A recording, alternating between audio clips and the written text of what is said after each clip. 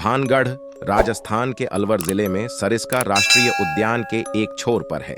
यहाँ का किला बहुत प्रसिद्ध है, जो भूतहा किला माना जाता है। इस किले को आमेर के राजा भगवंत दास ने 1583 में बनवाया था। भगवंत दास के छोटे बेटे और मुगल शहंशाह अकबर के नवरत्नों में शामिल मानसिंह के भाई माधो सिंह ने बाद में इसे अपनी रिहाइश बना लिया।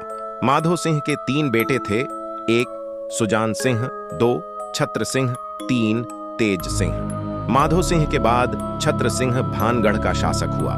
छत्र सिंह के बेटा अजब सिंह थे, यह भी शाही मनसबदार थे। अजब सिंह ने अपने नाम पर अजबगढ़ बसाए थे। अजब सिंह के बेटा काबिल सिंह और इनके बेटा जसवंत सिंह अजबगढ़ में रहे। अजब सिंह के बेटा हरि सिंह भानगढ़ में रहे। वे सम 1722 माघवदी भानगढ़ की गद्दी पर बैठे। माधो सिंह के 2 वंशज हरि सिंह के बेटे औरंगजेब के समय में मुसलमान हो गए थे। उन्हें भानगढ़ दे दिया गया था। मुगलों के कमजोर पड़ने पर महाराजा सवाई जय सिंह जी ने इन्हें मारकर भानगढ़ पर अपना अधिकार जमाया। राजस्थान के जयपुर जिले से करीब 80 किलोमीटर दूर अलवर जिले में स्थित भानगढ़ का किला लोगों के लिए हमेशा से कौतूहल का विषय रहा है। इस किले से कुछ किलोमीटर की दूरी पर ही सरिस्का नेशनल पार्क स्थित है।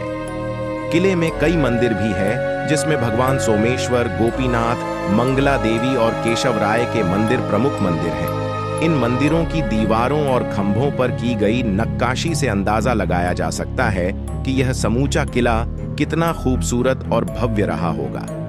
भारतीय पुरातत्व विभाग द्वारा खुदाई से इस बात के पर्याप्त सबूत मिले हैं कि यह शहर एक प्राचीन ऐतिहासिक स्थल है। फिलहाल इस किले की देखरेख भारत सरकार द्वारा की जाती है। पुरातत्व विभाग ने यहां आने वाले पर्यटकों को सख्त हिदायत दे रखी है कि सूर्यास्त के बाद इस इलाके में कोई भी व्यक्ति नहीं रुके। यह है किले का इतिहास। भानगढ़ की कहानी रहस्यमयी और बड़ी ही रोचक है। 1573 में आमेर के राजा भगवंत दास ने भानगढ़ किले का निर्माण करवाया था। किला बसावट के 300 सालों बाद तक आबाद रहा। 16वीं शताब्दी में राजा सवाई मान सिंह के छोटे भाई राजा माधो सिंह ने भानगढ़ किले को अपना निवास बना लिया। एक श्राप के कारण बना भूतों का भानगढ़ कहते हैं कि भानगढ़ की राजकुमारी रत्नावती बहुत खूबसूरत थी। उस समय राजकुमारी खूबसूरती की चर्चा पूरे राज्य में थी। कई राज्यों से रत्नावती के लिए विवाह के प्रस्ताव आ रहे थे। उसी दौरान वो एक बार किले से अपनी सखियों के साथ बाजार में निकली। बाजार में वह एक इत्र की दुकान पर पहुंची और इत्र को हाथ में लेकर उसकी खुशबू सूंघ रही थी। उसी समय उस दुकान से कुछ दूरी सिंधु सेवड़ा नाम का व्यक्ति खड़ा होकर राजकुमारी को निहार रहा था। सिंघिया उसी राज्य का रहने वाला था और वह काले जादू में महारथी था। कथित रूप से राजकुमारी के रूप को देख तांत्रिक मोहित हो गया था और राजकुमारी से प्रेम करने लग गया और राजकुमारी को हासिल करने के बारे में सोचने लगा।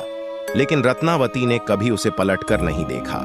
जिस दुकान से राजकुमारी के लिए इत्र जाता था, उसने उस दुकान में जाकर रत्नावती को भेजे जाने वाली इसकी बोतल पर काला जादू कर उस पर वशीकरण मंत्र का प्रयोग किया। जब राजकुमारी को सच्चाई पता चल गई तो उसने इत्र की शीशी पास ही एक पत्थर फेंक दी। इससे शीशी टूट गई और इत्र बिखर गया। काला जादू होने के कारण पत्थर सिंधु सेवड़ा के पीछे हो लिया और उसे कुचल डाला। सिंधु सेवड़ा तो मर गया, लेकिन मरने से पहले उस तांत्रिक ने श्राप दिया कि इस किले में रहने वाले सभी लोग जल्द ही मर जाएंगे और दोबारा जन्म नहीं लेंगे। उनकी आत्मा इस किले में ही भटकती रहेंगी। आज 21वीं सदी में भी लोगों में इस बात को लेकर भय है कि भानगढ़ में भूतों का निवास है। सूर्यास्त के बाद प्रवेश निषेध भारतीय पुरातत्व सर्वेक्षण ASI को खुदाई के बाद सबूत मिले हैं कि यह शहर एक प्राचीन ऐतिहासिक स्थल रहा था। अब किला भारत सरकार की देखरेख में आता है। किले के चारों तरफ archaeological survey of India ASI की टीम मौजूद रहती है। ASI ने सूर्यास्त बाद किसी के भी यहां रुकने को प्रतिबंधित कर रखा है।